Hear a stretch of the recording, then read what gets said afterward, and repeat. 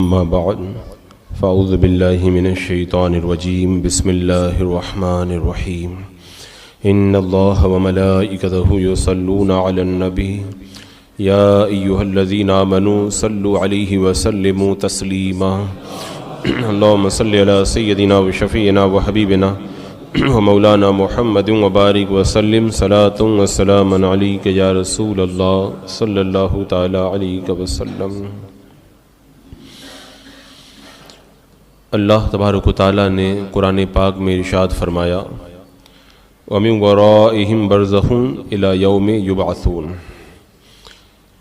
اس میں جو برزخ کا ذکر ہوا ہے یعنی دنیا یہ ایک عالم اور ایک آخرت، دنیا اور آخرت کے بیچ میں ایک اور عالم ہے جسے برزخ کہتے ہیں، یعنی مرنے کے بعد اور قیامت سے پہلے تمام انسان اور تمام جنات کو ان کے مرتبوں کے اعتبار سے اس عالم میں یعنی برزخ میں رہنا پڑے گا، اور یہ برزخ یہ عالم اس دنیا سے بہت بڑا ہے۔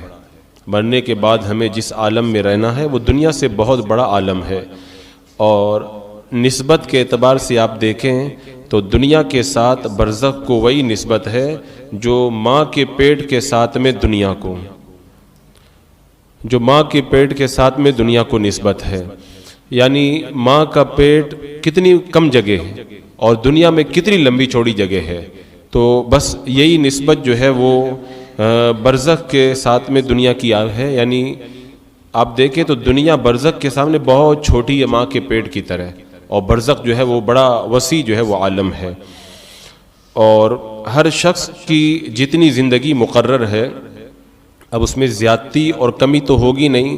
جب زندگی کا وقت پورا ہو جاتا ہے تو اس وقت حضرت عزرائیل علیہ السلام آتے ہیں اور روح قبض کرتے ہیں، اس شخص کے دائیں بائیں جہاں تک مرنے والے کی نظر کام کرتی ہے فرشتے ہی فرشتے اسے دکھائی دیتے ہیں، اور مسلمان کے آس پاس میں رحمت کے فرشتے رہتے ہیں اور کافر کے پاس میں جو ہے وہ عذاب کے فرشتے رہتے ہیں۔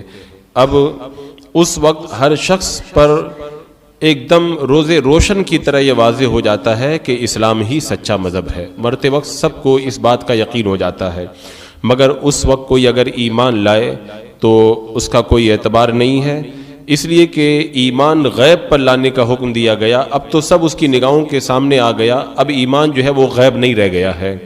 تو مرنے کے بعد میں روح کا تعلق انسان کے بدن کے ساتھ میں باقی رہتا ہے، اگرچہ روح بدن سے جدا ہو جاتی ہے مگر بدن پر جو بھی گزرتا ہے روح ضرور اس سے آگاہ ہوتی ہے اور اس سے متاثر ہوتی ہے، جس طرح حیات دنیا میں ہوتا ہے بلکہ اس سے بھی زیادہ، یعنی دنیا میں ٹھنڈا پانی، سرد ہوا اور نرم فرش، لذیذ کھانا، یہ سب باتیں جسم کے اوپر وارد ہوتی ہیں، مگر راحت و لذت جو ہوتی ہے وہ روح کو ملتی ہے۔ آپ کھانا کھاتے ہیں، پانی پیتے ہیں، ٹھنڈی لگتی ہے، گرمی لگتی ہے، یہ سب جسم کے اوپر ہوتا ہے، لیکن جو بھی تکلیف یا آرام ملتا ہے وہ روح کو بھی ملتا ہے۔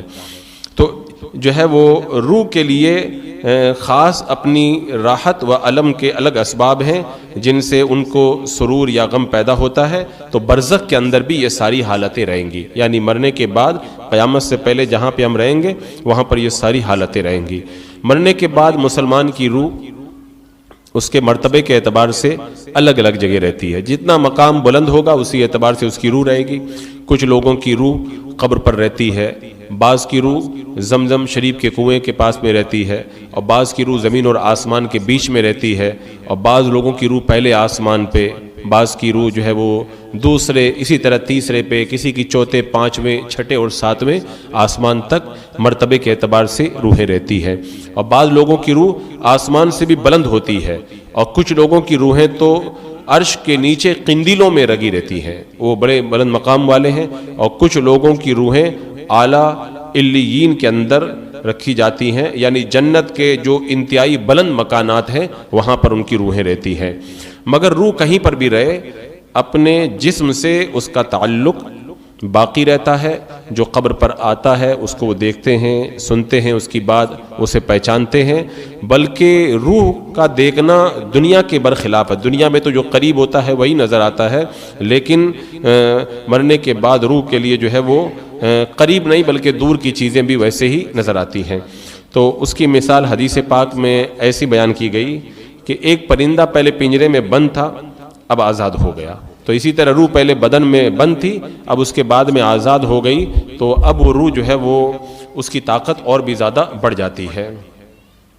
اور حدیث پاک میں فرمایا گیا کہ جب اذا مات المؤمن یخلی سربہ یسرہ حیث شاء, جب مومن مر جاتا ہے تو اس کی راہ کھول دی جاتی ہے جہاں چاہے جائے وہ.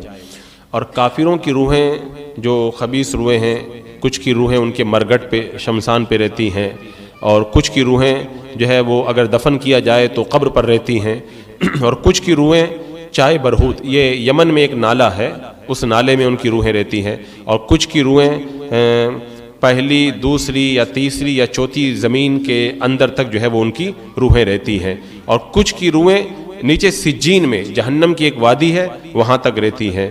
اب جو بھی ان کی قبر پر یا مرگڑ پر آتا ہے اس کی بات دیکھتے ہیں, سنتے ہیں, ان کو پہچانتے ہیں, لیکن انہیں کوئی پاور اور اختیار نہیں ہوتا, یہ کہیں آ جا نہیں سکتے ہیں. اور یہ خیال کرنا کہ روح کسی دوسرے بدن میں چلی جاتی ہے یا کسی انسان کے بدن میں یا کسی جانور کے بدن میں, جو آواگمن کہلاتا ہے, یہ محض باطل ہے, اور جو شخص اس کو مانے وہ کافر ہو جاتا ہے. یہ ہندوؤں اور کافروں کا عقیدہ ہے, اہل ایمان کا عقیدہ ایسا نہیں ہے. موت کا معنی ہے روح کا جسم سے جدا ہو جانا. یہ نہیں ہے کہ روح مر جاتی ہے, روح مرتی نہیں ہے. موت کا مطلب یہ نہیں کہ روح مر گئی, موت کا مطلب یہ ہے کہ روح جو ہے وہ بدن سے جدا ہو گئی. جو یہ مانے کہ روح مٹ گئی, فنا ہو گئی, وہ گمراہ ہے. اور مردہ جو ہے وہ کلام کرتا بھی ہے, اور اس کے کلام کو جو ہے وہ جن اور انسان کے سوا تمام حیوانات سنتے بھی ہیں, جانور وغیرہ اس کی آواز کو سنتے ہیں. جب مردے کو دفن کیا جاتا ہے تو اس کی قبر اس کو دباتی ہے. اگر مرنے والا مسلمان ہے تو اس کو قبر ایسے ہی دباتی ہے جیسے ماں پیار سے اپنے بیٹے کو اپنی گود میں چمٹا لیا کرتی ہے. اور مرنے والا اگر کافر ہے تو اس کو اتنا زور سے دباتی ہے کہ اس کی ادھر کی پسلیاں ادھر اور ادھر کی پسلیاں ادھر آ جاتی ہیں. اور جب دفن کرنے والے دفن کر کے وہاں سے چلے جاتے ہیں تو مرنے والا جو قبر میں ہے وہ جانے والوں کے جوتوں کی آواز سنتا ہے. پھر اس کے پاس میں دو فرشتے آتے ہیں, جس کو آپ حضرات نے بارہا سنا بھی ہے کہ وہ دونوں فرشتے جو ہیں وہ اپنے دانتوں سے زمین کو چیرتے ہوئے آتے ہیں. ان کی شکلیں بڑی ڈراؤنی ہیبت ناک ہوتی ہیں. ان کا بدن جو ہے وہ سیاہ رنگ, کالے رنگ کا ہوتا ہے. آنکھیں جو ہے وہ سیاہ و نیلی ہوتی ہیں دیگ کے برابر, اور شعلہ زن یعنی آگ برساتی ہوتی ہیں. اور ان کے ڈراؤنے بال سر سے لے کے پاؤں تک ہوتے ہیں, اور ان کے دانت جو ہے وہ کئی ہاتھ کے ہوتے ہیں جس سے وہ زمین کو چیرتے ہوئے آتے ہیں. ان میں سے ایک کا نام منکر ہے اور دوسرے کا نام نکیر ہے. اور یہ آ کر کے مردے کو جھنجھوڑتے ہیں, جھڑک کر کے اٹھاتے ہیں, اور پھر نہایت سختی کے ساتھ میں بڑی تیز آواز میں جو ہے اس سے سوال کرتے ہیں. وہی سوالات جس کو آپ حضرات نے بارہا سنا کہ پہلے پوچھتے ہیں من ربو کا, تیرا رب کون ہے, پھر ما دینوں کا, تیرا دین کیا ہے, پھر ما کنت تقول فی ھذا الرجل, ان کے بارے میں تو کیا کہتا ہے, اللہ کے رسول علیہ السلام کے بارے میں وہ سوالات کرتے ہیں. تو اگر مردہ مسلمان ہے تو کہتا ہے ربی اللہ, میرا رب اللہ ہے, دین الاسلام, میرا دین اسلام ہے, اور ہوا رسول اللہ صلی اللہ تعالیٰ علیہ وسلم, یہ اللہ کے رسول صلی اللہ تعالیٰ علیہ وسلم ہے. جب وہ یہ جواب دے دیتا ہے تو وہ کہتے ہیں کہ تجھے کس نے بتایا؟ وہ کہتا ہے میں نے اللہ تعالیٰ کی کتاب پڑھی, اس پر ایمان لایا, اس کی تصدیق کی. اور بعض روایتوں میں آتا ہے کہ سوال کا جواب پا کر کے وہ منکر نکیر کہتے ہیں ہم کو پہلے ہی سے پتا تھا تو یہی جواب دے گا. اب اس کے بعد میں آسمان سے ایک ندا آتی ہے کہ میرے بندے نے صحیح کہا, اس کے لیے جنت کا بچھونا بچھاؤ, جنت کا اسے لباس پہناؤ, اس کے لیے جنت کی طرف ایک دروازہ کھول دو کہ جنت کی ہوا اور خوشبو اس کے پاس میں آتی رہے. تو جہاں تک نگاہ جاتی ہے وہاں تک اس کی قبر کو کشادہ کر دیا جاتا ہے, اور اس سے کہا جاتا ہے تو ایسے سو جا جیسے دولہا سوتا ہے. یہ خاص بندوں کے لیے ہے. اور پھر اس کے بعد میں جیسے اعمال ہوں گے اسی اعتبار سے اس کی قبر کو جو ہے وہ کشادہ کر دیا جاتا ہے. کسی کی قبر 70 ہاتھ جو ہے وہ لمبی چوڑی کر دی جاتی ہے. اور کچھ لوگ وہ ہیں کہ جتنی زیادہ ان کی نگاہ دور تک جاتی ہے وہیں تک ان کی قبر کو اللہ تعالیٰ کشادہ فرما دیتا ہے. اب اگر وہ مرنے والا گنہگار ہے تو بعض لوگوں کی قبر پہ عذاب بھی ہوتا ہے ان کے گناہ کے اعتبار سے. پھر ان کے پیر یا ان کے امام یا اولیاء کرام کی شفاعت سے یا اللہ کی رحمت سے جب اللہ تعالیٰ چاہے ان کو عذاب سے نجات عطا فرما دیتا ہے. اب بعد نے فرمایا کہ مومن جو گنہگار ہوتا ہے اس پر عذاب جو ہے وہ جمعہ کی رات آنے تک ہوتا ہے. پھر جب جمعہ کی رات آتی ہے تو پھر گنہگار مومن سے بھی عذاب کو اٹھا لیا جاتا ہے. اب اس کا یہ مطلب نہیں کہ یہ بعض لوگوں نے روایت میں یہ بیان کیا ہے تو اب ہم جتنے چاہیں گناہ کریں صرف جمعہ تک عذاب ہوگا, اس کے بعد میں عذاب نہیں ہوگا. عذاب کے بارے میں اتنی زیادہ جو ہے وہ حدیثیں اور آیتیں موجود ہیں کہ بندہ ان کو سنے تو لرز جائے. اب کتنا سخت عذاب ہوگا اس کا اندازہ نہیں لگا سکتا. اور حدیث پاک سے یہ ثابت ہے کہ جو مسلمان جمعہ کی رات میں یا جمعہ کے دن میں یا رمضان المبارک کے کسی بھی دن یا رات میں مرے گا تو منکر نکیر کے سوالات اور عذاب سے وہ محفوظ رہے گا. اور یہ بھی ارشاد ہوا کہ جنت کی کھڑکی جو اس کے لیے کھولی جاتی ہے تو پہلے ڈائریکٹ جنت کی کھڑکی نہیں کھولی جاتی جنتی مسلمان کے لیے, بلکہ جو ہے وہ اس کے لیے پہلے جہنم کی کھڑکی کھولی جاتی ہے. تو جس سے جہنم کی لپٹ, جلن, گرمی, بدبو آتی ہے اور اس کے بعد میں اس کو بند کر دیتے ہیں. اور بند کرنے کے بعد میں پھر جنت کی کھڑکی کھولتے ہیں اور اس سے کہا جاتا ہے اگر تو ان سوالوں کا صحیح جواب نہیں دیتا تو یہ جو تو نے ابھی دیکھا ہے جہنم کا عذاب یہ تیرے لیے ہوتا, لیکن تو نے صحیح جواب دے دیا اس لیے اللہ تعالیٰ نے تجھے جنت کی نعمتوں سے مالا مال کیا. اب اگر مرنے والا منافق ہے تو اس کا الٹا ہوتا ہے. پہلے جنت کی کھڑکی کھول کر کے اس کی خوشبو, ٹھنڈک, نعمتوں کی جھلک دکھاتے ہیں, پھر بند کر دیتے ہیں, پھر جہنم کی کھڑکی کھولتے ہیں تاکہ اس کو جو ہے تکلیف اور زیادہ ہو کہ میں اگر ایمان لاتا تو کتنی نعمتیں مجھے ملتی اور میں اتنے عذاب کے اندر گرفتار ہوا. تو یہ جو سوالات ہیں اگر کسی کافر یا منافق سے جواب یہ مانگے جائیں گے تو وہ کیا کہے گا؟ اس سے پوچھا جائے گا من ربو کا, کہے گا ہا ہا لا ادری. دوسرا سوال ہوگا تب بھی کہے گا ہا ہا لا ادری, افسوس مجھے تو معلوم نہیں ہے. اور پھر آخری سوال کے بارے میں کہے گا کہ کنتو اسمع الناس یقولون شیئا فاقول, میں لوگوں کو کہتے سنتا تھا تو میں بھی ویسے ہی کہہ دیتا تھا.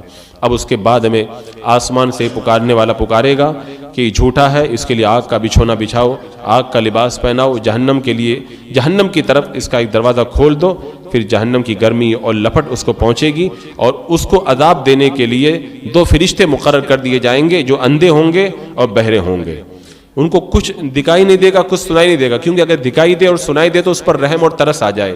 تو اندھے اور بہرے ہوں گے اور ان کے ساتھ میں لوہے کے گرز ہوں گے, ہتھوڑے بڑے بڑے, وہ ماریں گے. ایک ہتھوڑا پڑے گا تو بالکل ایک دم چورا چورا ہو جائے گا, مٹی خاک بن جائے گا وہ.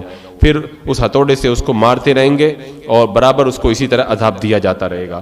اور جیسے اس کے اعمال ہوں گے اسی اعمال کے اعتبار سے جو اس کے برے اعمال بری شکل میں کتا یا بھیڑیا بن کر کے اسے آئیں گے اور اسے تکلیف پہنچائیں گے. اور اگر نیک بندہ ہے تو اس کے اچھے اعمال اچھی اچھی شکلوں میں آئیں گے اور اچھی شکل میں آ کر کے اسے راحت پہنچائیں گے. تو ہم دنیا میں قرآن کی تلاوت کریں, تسبیح پڑھیں, نماز پڑھیں, یہ ساری ہماری جو عبادتیں اللہ تعالیٰ ان کا اجر تو دے گا ہی. قبر کے اندر جب ہمیں تنہائی اور وحشت محسوس ہوگی تو ہماری یہی جو تسبیحات اور یہ ہمارا ذکر جو یہ نیک اعمال ہیں یہی بہترین, خوبصورت اور روشن شکل میں آ کر کے قبر میں ہمارا دل بہلائیں گے اور قبر کے اندر ہمیں راحت پہنچائیں گے.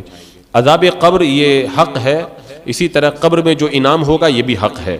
اور یہ عذاب اور جو قبر میں انعام ہوتا ہے یہ جسم اور روح دونوں کے لیے ہوگا. جسم اگرچہ گل جائے, جل جائے, خاک ہو جائے, مگر اس کے اجزائے اصلیہ قیامت تک باقی رہیں گے اور ان کو عذاب اور ثواب دیا جائے گا. میں نے کچھ دن پہلے بتایا بھی تھا کہ کچھ ایسے باریک اجزاء ہوتے ہیں ریڑھ کی ہڈی میں جس کو عضب الذنب کہتے ہیں کہ وہ خوردبین سے بھی نظر نہیں آتے, آگ میں جلتے نہیں ہیں, زمین ان کو گلا نہیں سکتی. یہ جو ریڑھ کی ہڈی میں جو باریک اجزاء رہتے ہیں یہ باقی رہتے ہیں اور روز قیامت روحوں کو جو اللہ تعالیٰ دوبارہ لوٹائے گا تو اسی جسم کے اندر ان کا اعادہ ہوگا.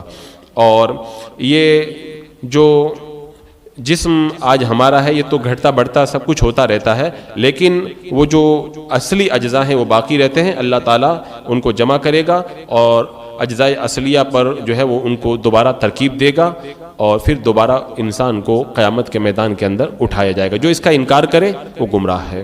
مردہ اگر قبر میں دفن نہ کیا جائے تو جہاں پر وہ پڑا رہ گیا ہے یا پھینک دیا گیا ہے تو وہیں پر اس سے سوال و جواب ہوں گے اور وہیں پر ثواب اور عذاب ہوگا.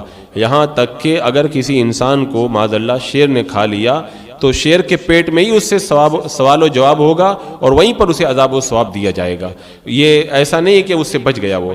لیکن انبیاء کرام اور اولیاء اعظام، علماء دین، شہداء کرام، قرآن کے حافظ جو قرآن پاک پہ عمل کرتے ہیں اور جو اللہ کے رسول علیہ السلام کے عشاق ہیں، تو یہ وہ لوگ ہیں جنہوں نے کبھی گناہ نہ کیا ہو تو ان کے بدن کو مٹی کبھی نہیں کھاتی ہے. اسی طرح جو زیادہ تر درود پاک پڑھتے رہتے ہیں یا گناہ نہیں کرتے ہیں تو ان لوگوں کے بدن کو مٹی نہیں کھاتی ہے. تو جو شخص یہ کہے معاذ اللہ کہ انبیاء کرام مر کر کے مٹی میں مل گئے، وہ گمراہ ہے، بددین ہے، خبیث ہے اور توہین کا مرتکب ہے. جیسا کہ وہابیوں کے مولوی اسماعیل دیلوی نے اپنی کتاب میں اس بات کو لکھا ہے کہ معاذ اللہ مر کے مٹی میں مل گئے. جب اللہ کے رسول کا امتی جو حافظ قرآن ہو، قرآن پہ عمل کرنے والا ہو، اس کو مٹی نہیں کھاتی تو نبی کی شان تو جو ہے وہ بڑی بلند ہے. بسم اللہ الرحمن الرحیم. اللہم صلی علی سیدنا و شفیعنا و حبیبنا و مولانا محمد و بارک وسلم. صلاۃ و سلام علیک یا رسول اللہ. یا اللہ یا رحمان یا رحیم العالمین، اپنے محبوبان بارگاہ کے صدقے میں اعمال صالحہ کی توفیق عطا فرما، ایمان پہ زندگی، ایمانی پر خاتمہ نصیب فرما. ربنا تقبل منا انك انت السميع العليم وتب علينا انك انت التواب الرحيم. ان الله وملائكته يصلون على النبي يا ايها الذين امنوا صلوا عليه وسلموا تسليما. اللهم صل على سيدنا وشفيعنا وحبيبنا ومولانا محمد وبارك وسلم. صلاة وسلام عليك يا رسول الله. سبحان ربك رب العزة عما يصفون وسلام على المرسلين والحمد